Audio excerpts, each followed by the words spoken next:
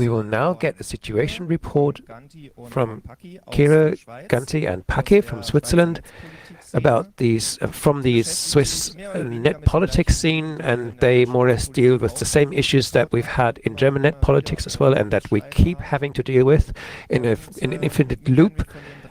And we will now hear from these three about our neighboring country and what the newest insights are. Please welcome them with me.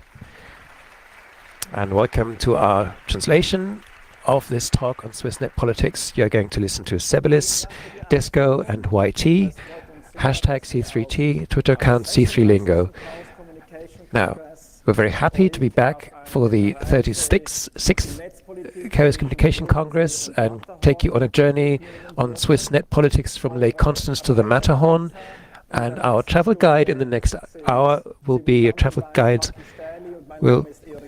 Paki Sterli, Ganti and Kire, and we're from Digitale Gesellschaft, Digital Society. We are a non-profit organization in Switzerland, and we deal with the issues that come from digitalization and networking in society, and we do that from a civil society perspective. And we are mostly an alliance of various organizations in Switzerland that deal with net politics issues. So let's dive right in on our journey, and I'm now going to hand over to Paki. Yes, thanks a lot. And we'll begin our journey all the way through Switzerland from Lake Constance to Matterhorn in the 8th largest city, not of our country, but of Canada, the largest city. That's Vancouver. The issue is e-voting, or some call it cyber voting. And we had to report last year, unfortunately, that one of two accepted permitted systems for e-voting would not be continued. For cost reasons, it seemed. Who would have thought that? But there are new requirements, such as the digital capabilities for e-voting systems of the next generation. And one of these systems called Skipple, that was a Spanish software company, and Switzerland is operating the system from Skittle. They do everything that a hacker would like, from e-voting. Research of Republik, a Swiss newspaper, uncovered that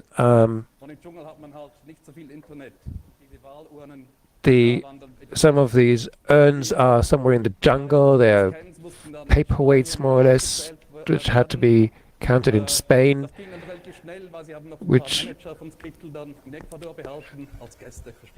and this took place in Ecuador, and they kept a few managers of Skittle in Ecuador as tourists, of course.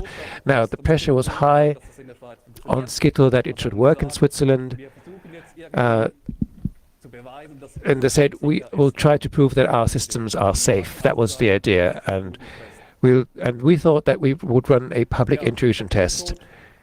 The source code had to be disclosed. That is actually legislated, and as little as 150,000 Swiss francs were invested, a very small amount. I assume that the overall system would cost hundreds of times of that. So the source code was disclosed in form of a dump, really, no commits, and there was an NDA that had to be signed, and that said vulnerabilities cannot be published. Of course, that is responsible disclosure. So if the post office would sign in every 45 days, then these vulnerabilities would not be discovered. There is no security institute, no reputable researcher would get themselves involved for such a small amount. And information, of course, has a tendency to want to break free. And so what happens? There were leaks. And of course, the post office reads Twitter too, and they responded that information is already public, cannot be leaked, which was clear at the time the leak, that this reply was written, but it had been leaked beforehand. The only way to reach that code was via the NDA, the non-disclosure agreement, and then they pointed to the copyright issue, and the result was that the cloned repositories had to be taken down, but it wasn't quick enough. Because through the leak, that was the only way possible that reputable researchers could actually look at the issue, such as the Open Privacy Research Society. They are from Vancouver, and representing them is Jamie Lewis, the editor there, the director. And there's a and the result was that every single zero-knowledge proof implementation had security issues, critical issues. So the backbone of the whole solution was broken, because zero-knowledge proofs are about ensuring that every person can only vote once, and that their vote is being counted, and that the votes are tallied up correctly.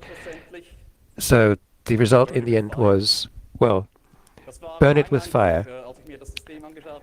My impression when I looked at the system as a cryptographic layperson, I don't know much about cryptography, but I understand that when you load cryptographic keys and then cannot load them and resort to some kind of fallback and write something that that's not quite the way a system like that can work. And I thought, when I read that tweet, I was thinking of this image. That was how Sarah must have felt. And, well, the post office really do read Twitter, because a few days later, it turns out, well, it wasn't that bad, all the errors are corrected, let's cover it all up.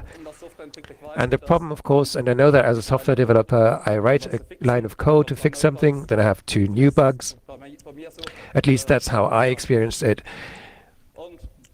Well, and the core problem was that this whole system would have gone live if we hadn't exerted massive pressure on the post office, Skittle, and the electoral office, the parliamentarians that we were in weekly contact with. The system would have gone live in this way without any of these vulnerabilities having become known. Or maybe people would have known about them but used them for their own purposes. So I went back thinking about this image when the smaller chamber in our parliament, the National Council, that is the larger chamber, when they resolved that the e-voting should be abandoned. Well, that is no reason for rejoicing, because the other chamber, the smaller chamber, will surely reject this motion, and therefore it's extremely important that you sign the initiative for a moratorium on e-voting, which calls for e-voting to be suspended for the next few years, and the state of art should be looked at to find whether a secure e-voting is possible, so that it should be evaluated. So support this initiatives. We'll continue with Simon on our journey to the seat of government in Bern. I'll take you to Bern. We'll shortly talk about the EID, and as a location in Bern, we have this door. Politically active people will know this door. It is part of the parliamentary building. This is the place where, if you hand in an initiative or a referendum, of which there are quite a lot in Switzerland, where you hand them in. Now, regarding the EID, that was quite a struggle. It still is. The problem is in the fact that the government would like to offer an EID, but it is disputed how this EID should be shaped and which functionality it should have. Regarding the government, the idea is that a login should be required, which you could use for e-commerce. That is one application that they have in mind. Of course, the EID is not about that. It's not a login. It's about conducting certain kinds of business where an ID is required, such as legal contracts. When signatures are collected, you could do that in the digital arena as well. You would save a lot of paper that way and save a lot of trees. Our position is that the EID should be used for political participation and not as a login for certain commercial products. The history, the story of the EID is a few years old now. The government worked out various concepts, studies were conducted. Two keywords that keep coming up in these documents: an electronic identity has to be secure and trustworthy. One concept that was looked at, similar to Germany with their new ID card, but that was rejected in Switzerland. And the conclusion was that the best solution for an electronic identity would be to hand this over to private providers, such as they are called identity providers. The government a few years ago had a project called the Swiss ID, not written in the way it is here, but Swiss in the French way, spelled in the French way. This failed. The new edition of that is carried by a consortium, the Swiss Sign Group, which includes the post office, the railway, banks, insurances, and others. And these are to take over that governmental task of letting us identify ourselves in the digital sphere. While the process in Parliament has finished or was running, Digitale Gesellschaft and Public Beta and VCollect and others ran a representative survey with the question, well, who should offer such a kind of electronic identity? And as you can see, this blue area is quite large. And if we then resolve this, 87% of those asked want an EID that is provided by the state, and 2% want it to be provided by private companies. Although another question in this survey was, is the EID a requirement, is a need? And 43% said yes, we would like to have an electronic ID in the next 3 years. And this survey, although we had commissioned it, is quite interesting because we were talking about security and trustworthiness earlier, and the verdict of the people is clear. The trust in electronic voting is placed at the state and not at private corporations. And whenever there's an emergency, then we try to take an influence, and when there's a particular emergency, then a nerd will then borrow a suit because they don't own one, and we then went to the commission that was debating this ahead of the vote in Parliament and tried to make our voice heard. As a short insert, a commission in Switzerland is a parliamentary committee in Germany. So issues are first debated in a smaller group, and then the plenary will receive suggestions. So the equivalent in Germany would be the parliamentary committee in Germany or in other countries. And we had a few supporters. These are parliamentarians who took up our issue that we wanted a state and non-private ID, but the support was very short term, and Parliament said, we don't care. We want a privately run, a private relationship with the Swiss consortium, and that's how it came. And so it came, you got to where you had to get to. If you don't like a certain issue, you go to a referendum, and that's what we did. One of other of you will know the WeCollect platform that collects votes or voices electronically. You can have the signature form in a printable way there, and that will be generated with the right address in it. We had a start boost through this, a lot of mobilization, and the information campaign really was effective. We had a lot of signatures initially, but then, as always, we had to go the conventional way and went out onto the streets in snow and rain, and we talked to individual citizens and asked them to support our cause. And with referendums, what you have to do is within 100 days, you have to collect 50,000 signatures. That's tough work. And at this point, thanks a lot to everyone that contributed by signing or that handed around the signature form in their social circles. And when these forms come back, they have to be sorted. They are sent to the individual municipalities, and they would then have to certify that this person is residing in that municipality. Then they are sent back and counted. There's a lot of administrative work involved. A state EID would surely be a practical solution here, but unfortunately we haven't come that far yet. I can report good results here.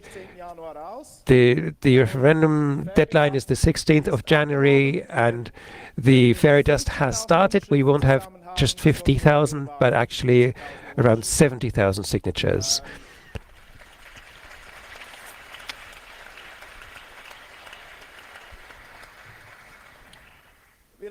We had one or two referendums that we took part in. The surveillance laws were involved. This was fundamental issues. We knew from the start that it would be hard to win when we came to the country, but here we quite clearly saw that the population wants a state-run EID, and we're quite confident that we will win the campaign and therefore compel Parliament to reissue this law with the respective changes.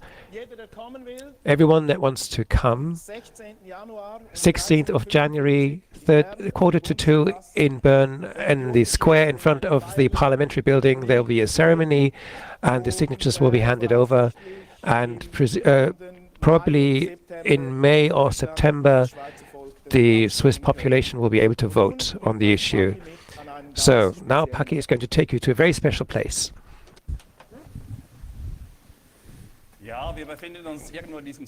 We are now somewhere in cyberspace in the Schweiz. It's going about network blockage. There was this law regarding money.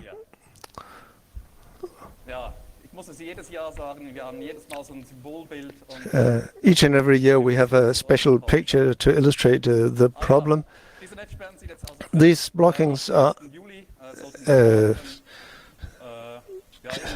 going to be implemented in July. This is a specification. There was a couple of problems, and if you have a closer look, you know it had to come at some time. There's a nice website where you can go and see this stop sign, and you're blocked from accessing the money, Geldspiele, the gambling. This list of forbidden sites, there are two. The one is from the gambling companies themselves. You see in the left part the domain names and when the ban has been issued. There was a legal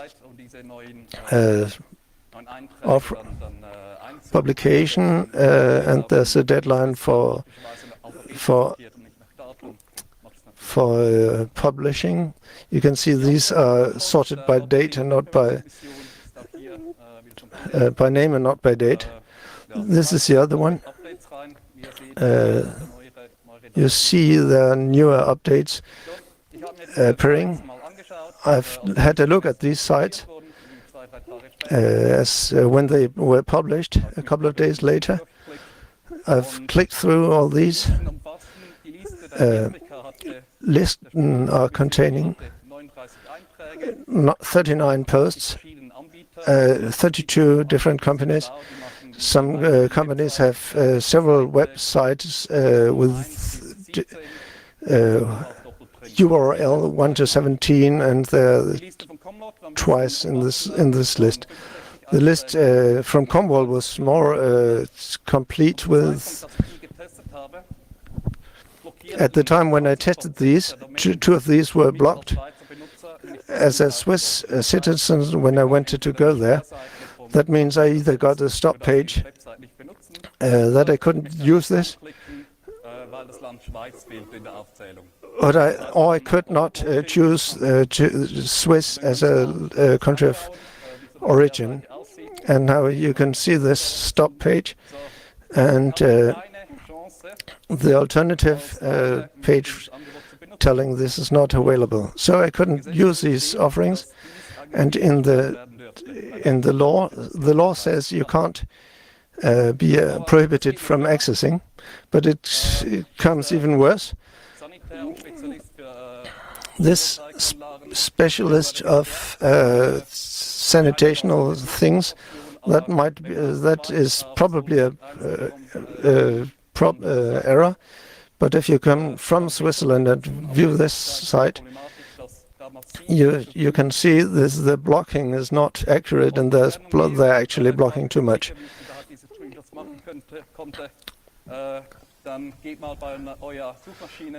If you go to a search engine and type in this, you can see the list, how you can access otherwise blocked sites.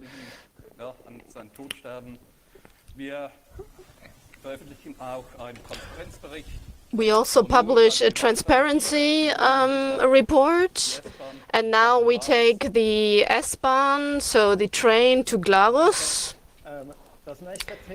The next topic is net neutrality.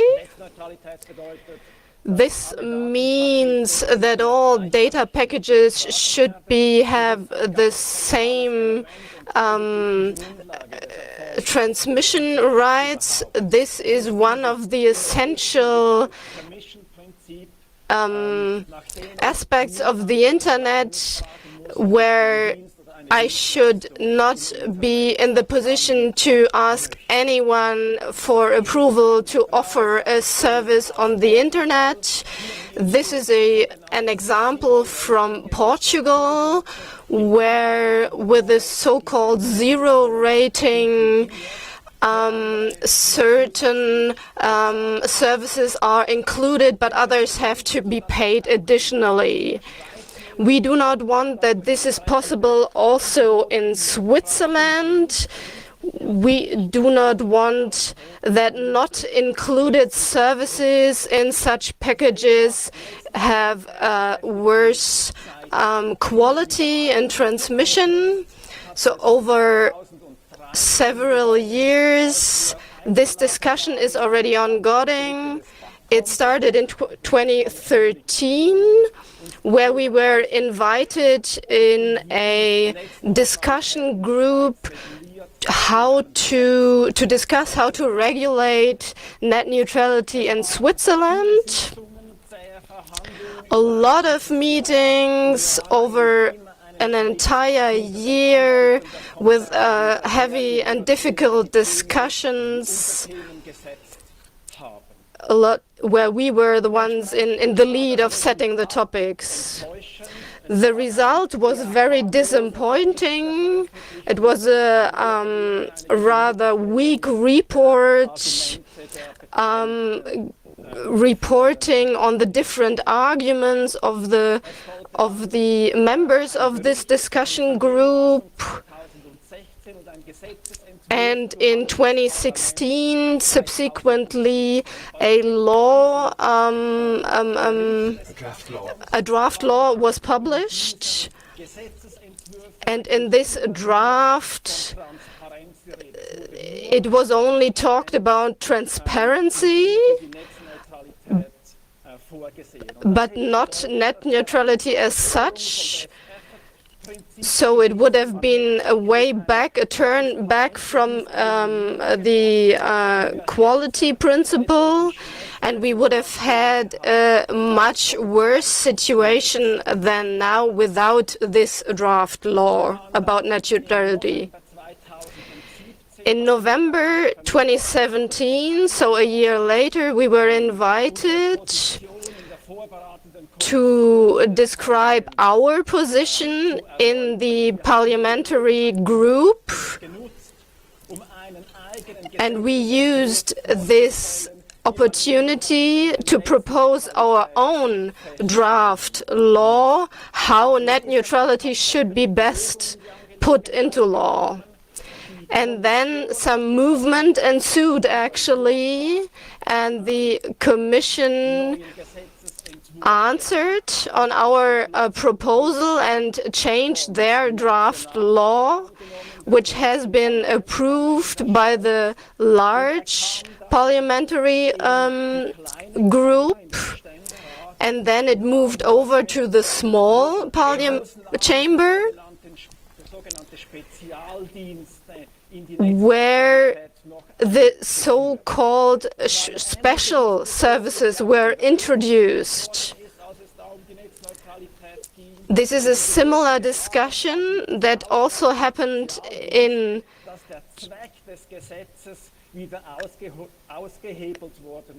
So the purpose of the law would have been actually changed by introducing these special services, and this has been this information was submitted to Parliament, and the example, there was a certain perseverance. We know that with certain perseverance, things can be achieved, and we have these. We had call from a representative of one of the cantons, and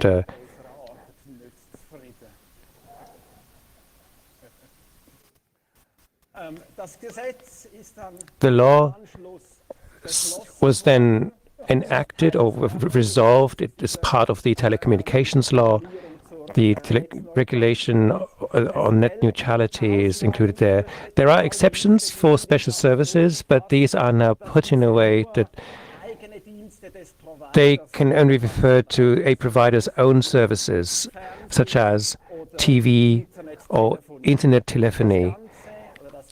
The law overall is a big success for the net politics community in Switzerland, and quite surely it will be enacted in this, come into force in the second half of next year.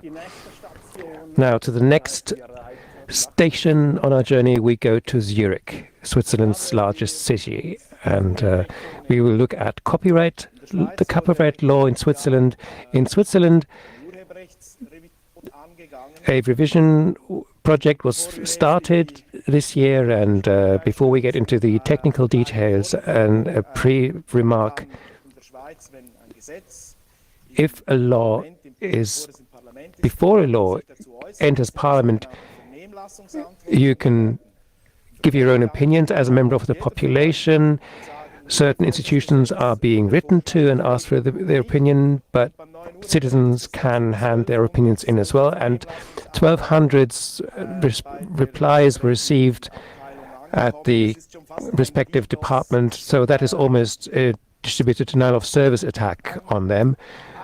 And one of the key issues in the planned new copyright law was the ancillary copyright, which the Swiss media companies pushed through into the project, and this is an obligation to pay for links to journalist content, which you could call it a link tax. So if you link to a page with journalist content, you are supposed to pay a fee, as you know it from using audio recordings, for example. Now, the fact that that is not a good idea can be is quite visible in the European space. Some examples here is France. This is a French example where an ancillary copyright law was introduced, and Google says, well, we're not going to pay. We will just exclude that content from our Google News search results. And the second example in Germany, well, an ancillary copyright law was introduced as well. And when this was introduced, the first action was to say, well, Google will gain an exception. We've just enacted a law, and immediately we will just take the bite of the law. In Spain, there was an ancillary copyright law without an exception, and as a result, the traffic on news sites went down by 10 to 15%. In Switzerland, when the new copyright law process was started, an alliance was formed for a fair copyright law, an alliance for a fair copyright law, and you might know one or other of these logos. And we are now in late March last year, and something else happened all over Europe at the time. You may remember the debate on Article 13, the upload filter debate in the EU. These are not really related, but in a short amount of time, about 5 million signatures against the upload filters were collected. Now, in Switzerland, we have to fight with copyright law, but also on the European level, there was some movement here, and this movement was manifested itself in a European strike day, and we used this opportunity and had a demonstration against our new planned copyright law. And that's why we have come to Zurich now, because more than 1,000 people took part in that demonstration to protest against the new copyright law. A few days after that, we were invited into the responsible commission in the smaller chamber, and we asked to have the ancillary copyright law be taken out, have it taken out. And I'm now going to show you a video from the session in the small chamber. This is the president of the responsible commission, and he is now going to explain to the plenary that the ancillary copyright law should be deleted. The ancillary copyright law, we run a consultation process, and journalists on the one side and the representatives of the digital societies and Google on the other side. And of course, you can always be of a divided opinion whether a single company should be invited to a consultation or not. But because the ancillary copyright law firstly would affect Google, would be a Lex Google, we explicitly said to involve them in the consultation. I can report to you that the setting of the hearing, the introduction of the reports from the administration, the two experts with their knowledge, and the debate with the representatives of both sides was, again, gleaned many insights. And I would like to say very clearly that the application to reject this really improved the quality of the law. And it's not easy to say this as a president of the Commission, dear colleagues.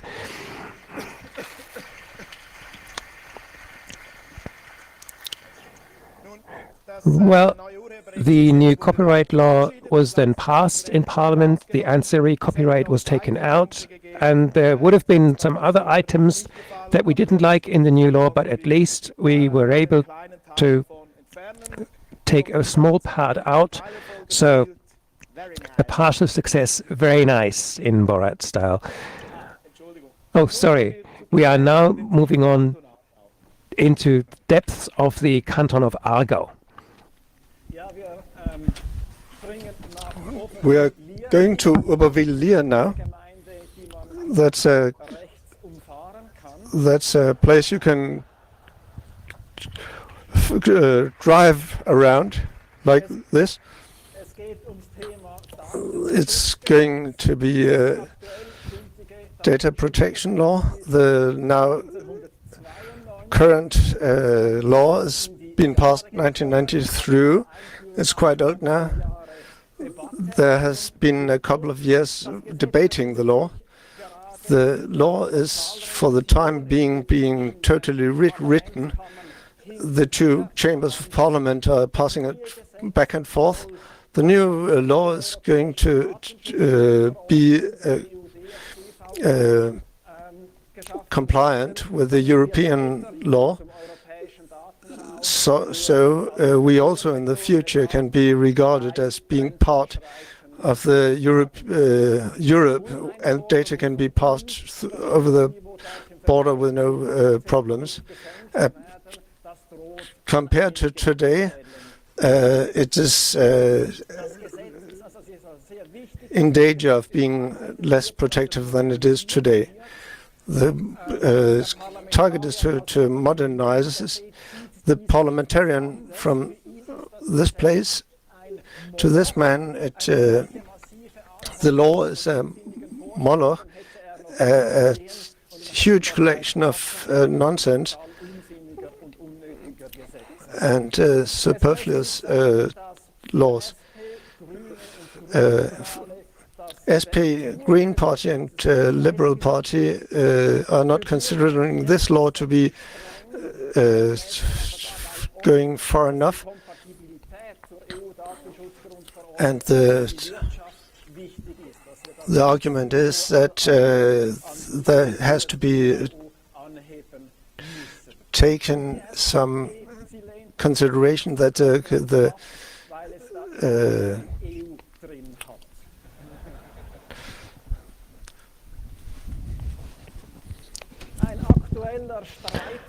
a current discussion point is tracking and profiling. This is one of the big debates that is currently taking place in the parliamentary rates. When personal data is automatically processed to depict behaviors. Currently, with the current data protection law, it is required to give consent for such a profiling based on a proper information, because only like this can be assured that such a consent can be properly given without being hidden within the terms and conditions at large.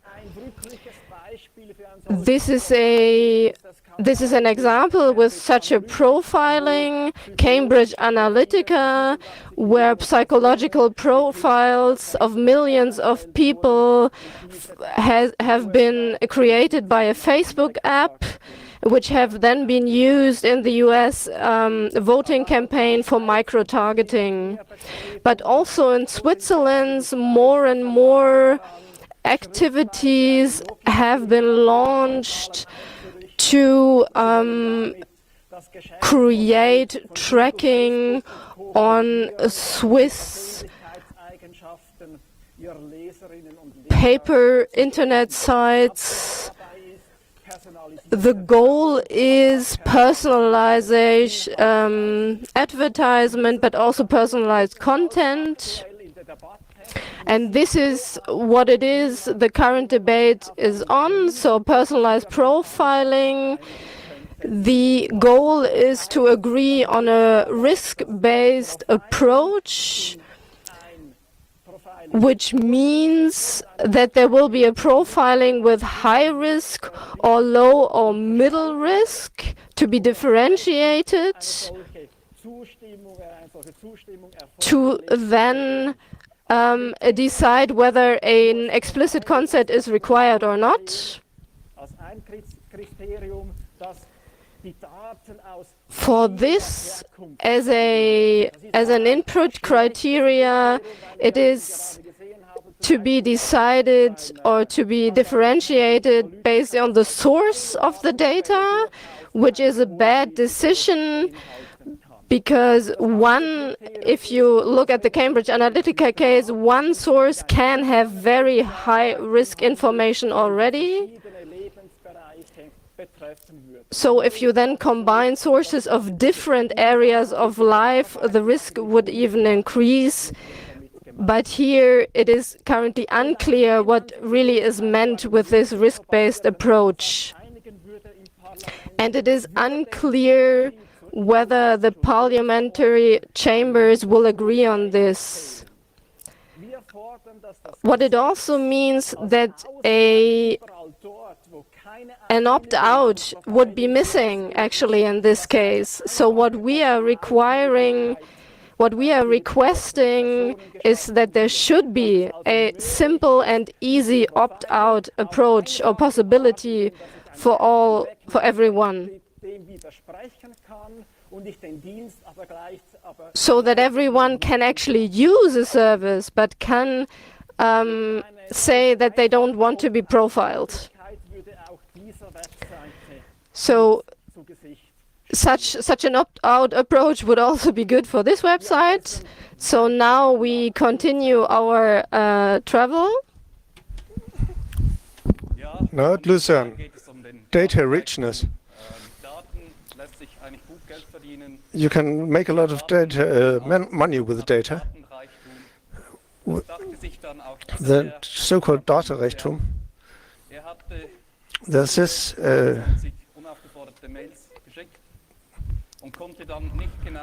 this man has sent 22 unsolicited emails and has not answered to request for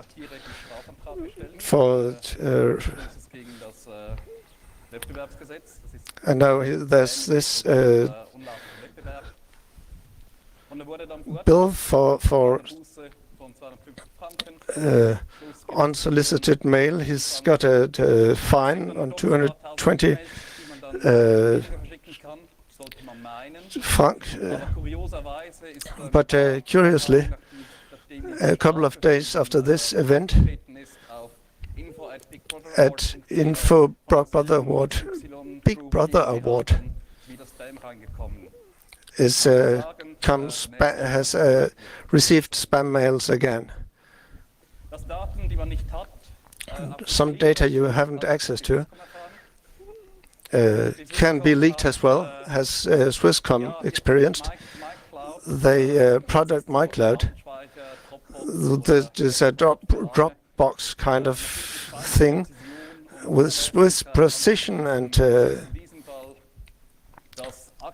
has been deleted by an accident, and 2% who didn't lose all their data did lose 2% of the data. And then they got a voucher for buying something more at this same company. In the next case, where 3,500 CS people have gotten data from their colleagues, and this considers metadata about connections. CS is Credit Suisse. Credit Suisse. So, thank you. It reminds me of Coop Bank, that there was 10,000 of receipts that was leaked, and if you live in a small community, it could be quite interesting. There was this with a USB pen stick.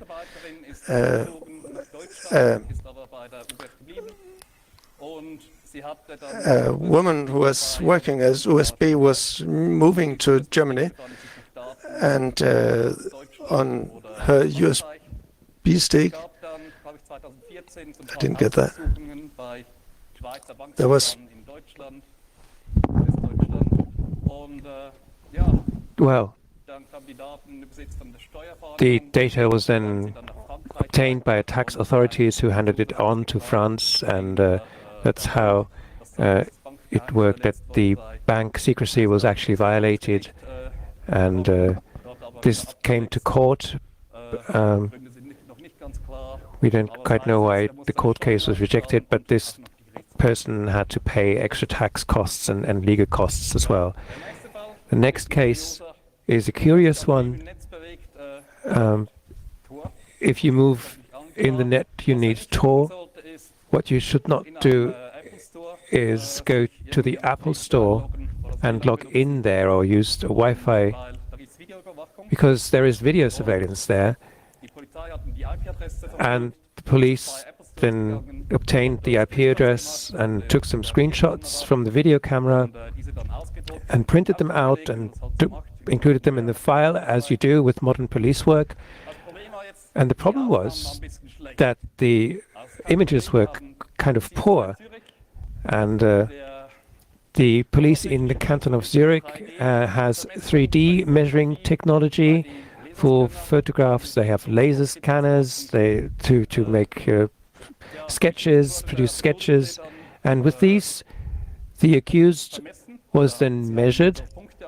They attached points to their joints and biometrically measured those.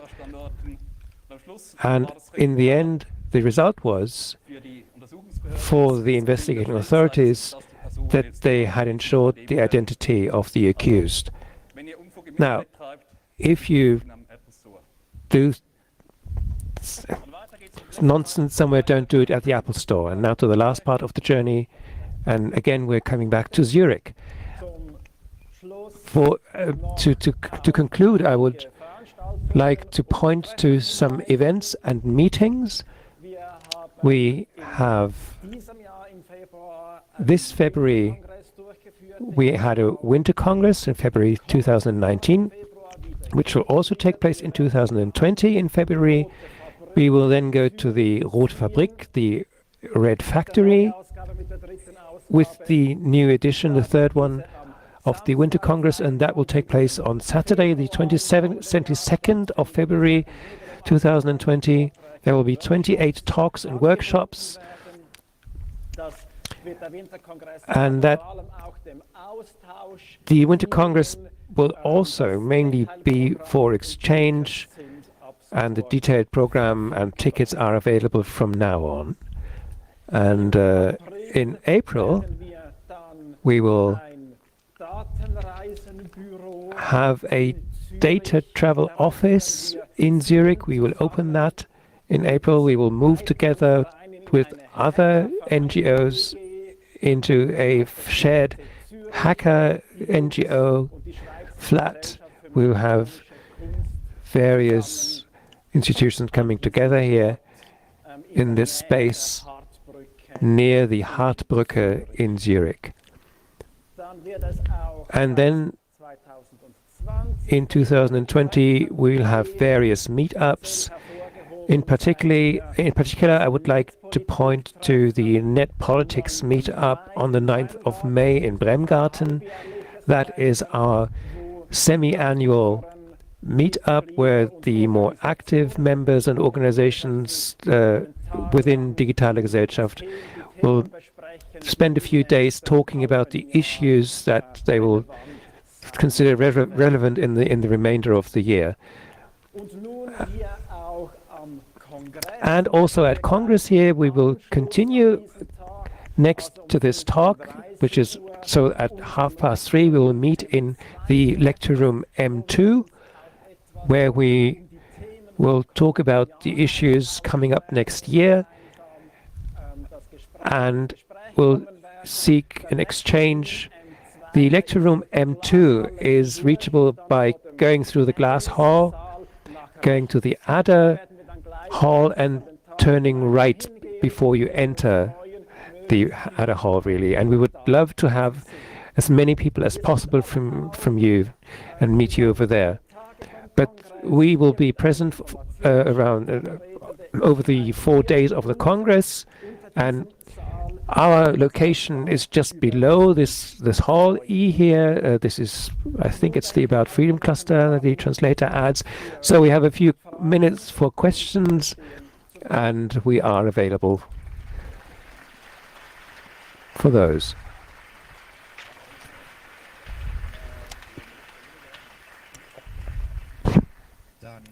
Okay, thanks to the three of you for this information and the talk. And you know how it works. If you want to ask questions, there are microphones in the room, and there's already someone at microphone 1. Hi all. Thank you very much. I have a question regarding EID, and this is, how are you planning to win this? The lobby of industry is quite important and are quite important in referendums as well. And they got a very strong argument regarding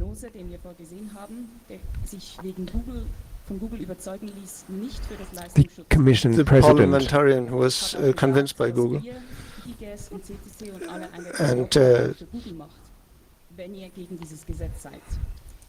And putting forward the argument that these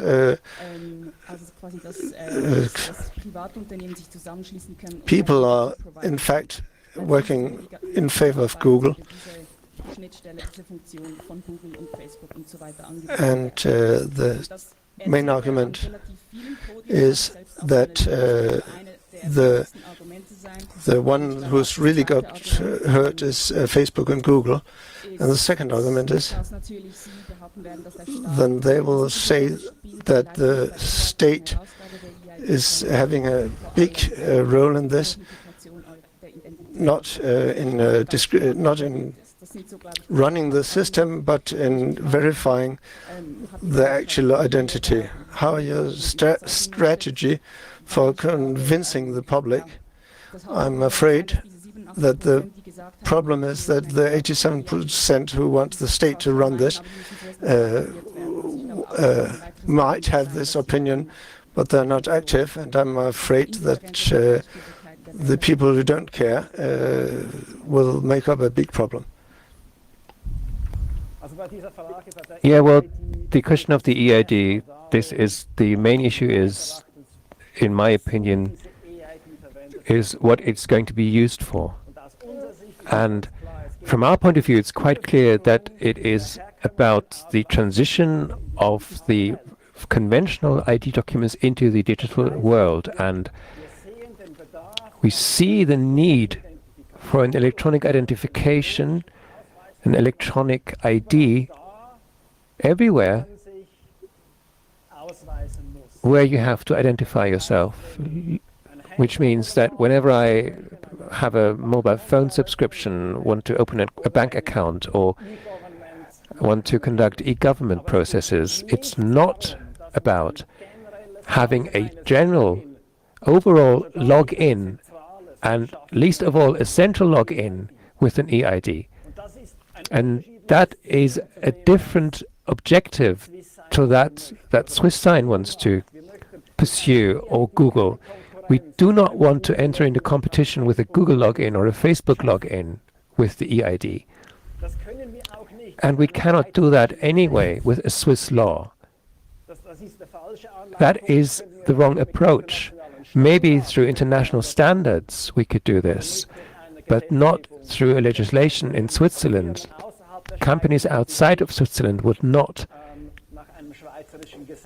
follow a Swiss law. They would not accept a Swiss EID for logging into foreign services. So it's about the services that really require a Swiss ID. Question to the Signal Angels. Do we have questions from the internet?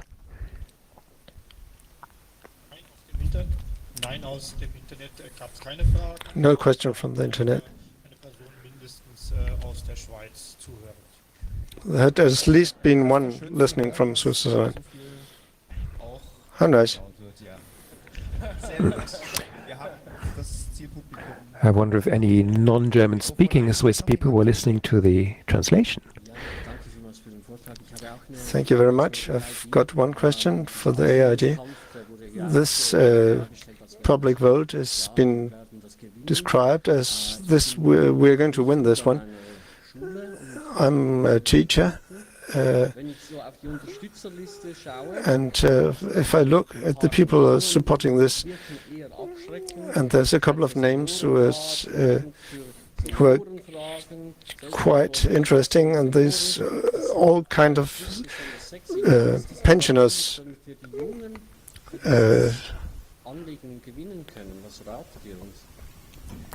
How can we engage young people? Well, probably there are 2 or 3 groups that have a critical view of the idea in the way it has been passed so far, and these are those that are in favor of an EID but think that the current profile of it is wrong, the way it's shaped. And then there are others, many others, which I would probably assume the pensioner associations to be, who regard the whole project critically and therefore have a more rejecting position on it. Dann noch eine zweite Frage von Mikrofon 1. Second question, microphone 1.